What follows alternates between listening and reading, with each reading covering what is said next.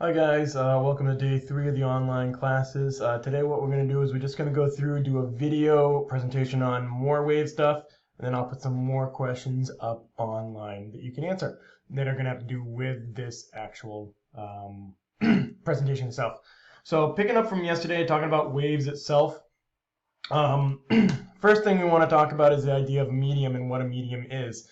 So medium is going to be whatever the sound wave travels through. So remember, sound waves are disturbances. They're vibrations that we cause there. So if we're talking about sound, typically we have sound that's traveling through air. Air would be the medium. If we were sending a wave along through like a slinky, the slinky itself would be the medium, and other sorts along that ways.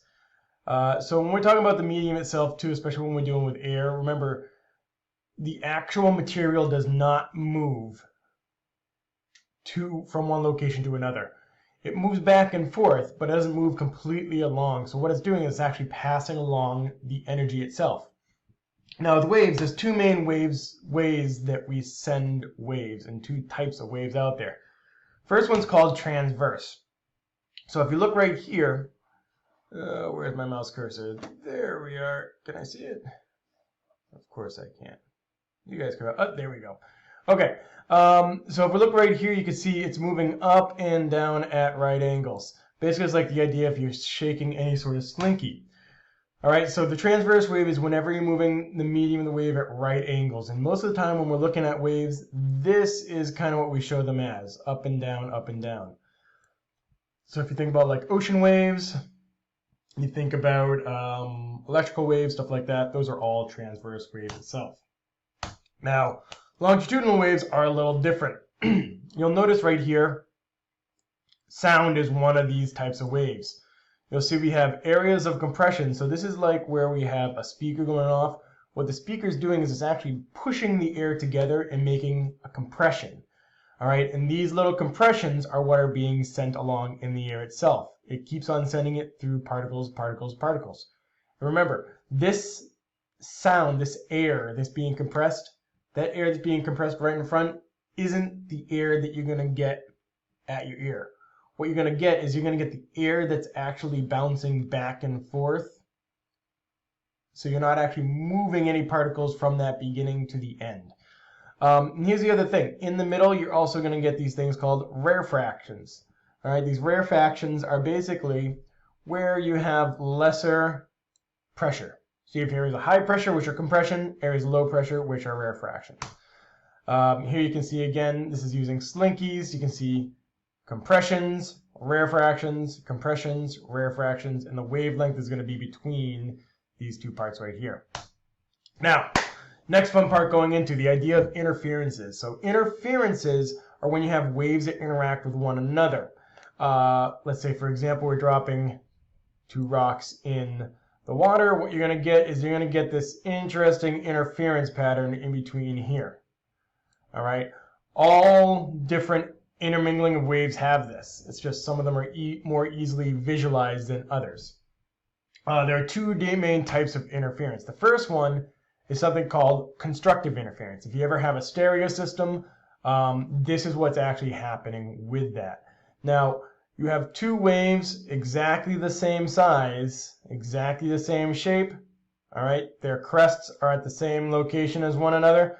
So what they're going to do is when they're going to add together, they're going to go what's reinforced. So if we have two waves of exactly the same type, they're going to double in size, double in volume if it's sound. If we have light, it's going to double in brightness. All right. So this is why we have lights that work together. It's why we have sound and speakers that comes together at the same exact time. Now, there's also another one. It's called destructive interference. This is when the crest of one wave overlaps the trough of another. So here you can see these waves are actually completely the opposite. And if we were going together here, what you would see in the end is actually a flat line. So destructive interference is used a lot in engineering type of situations where you want to reduce the sound in an area. Some airplanes actually even have this installed on them where to reduce the amount of noise that you hear in the cabin of the airplane, what they do is they take microphones, record everything that's happening in the airplane cabin itself, and then they invert that sound wave. and then they play it back through speakers into the cabin. So it's one of those things, if you really wanted to make it really quiet, you could play these sounds over one another. They would destruct against one another and then stop. There's also the same reason why if you ever hook up speakers, like the old style speakers, and you accidentally mix up one of the wires, you're actually going to get the speakers sounding softer than they would if you just had one, because they're actually opposite of one another and reducing some of the waves. So we also call this cancellation when things come across. So here you can see again, this is interference. This is, we have one little interference or disturbance right there and another disturbance right here in water. And because of that, we're getting this crazy pattern that's going through of constructive and destructive interference. Now, last thing we're going to take a look at, and it's going to try and understand what's going on here, is the idea of standing waves. And this will be the last topic for today. I won't even make you guys do math today. All right, so a standing wave is a wave that appears to be standing still. All right, reason why, it has so many waves going back and forth that they basically add and distract from one another. So here you can see, if I was to take a slinky or a rope and just shake it up and down, shake it up and down, shake it up and down, you're going to get a pattern that looks exactly like this. All right, it's going to go up, it's going to go down. And what you're probably going to see out of anything else is that it's probably going to switch back so that it's going to go whoop, just like that in the opposite direction. Now, this is what we call a standing wave, and I'll show you a picture on the next slide. But the main thing to note here is we have stuff that's called nodes. All right, nodes are where it's basically going to stay in still, and antinodes, and that's where it's going to go back and forth, back and forth. Here you can see again, this person's shaking a rope back and forth. All right, as they send a wave down, all right, it reflects a wave back. And because of that, they add to one another. All right, so we got constructive interference, where the wave coming back interferes, you have destructive.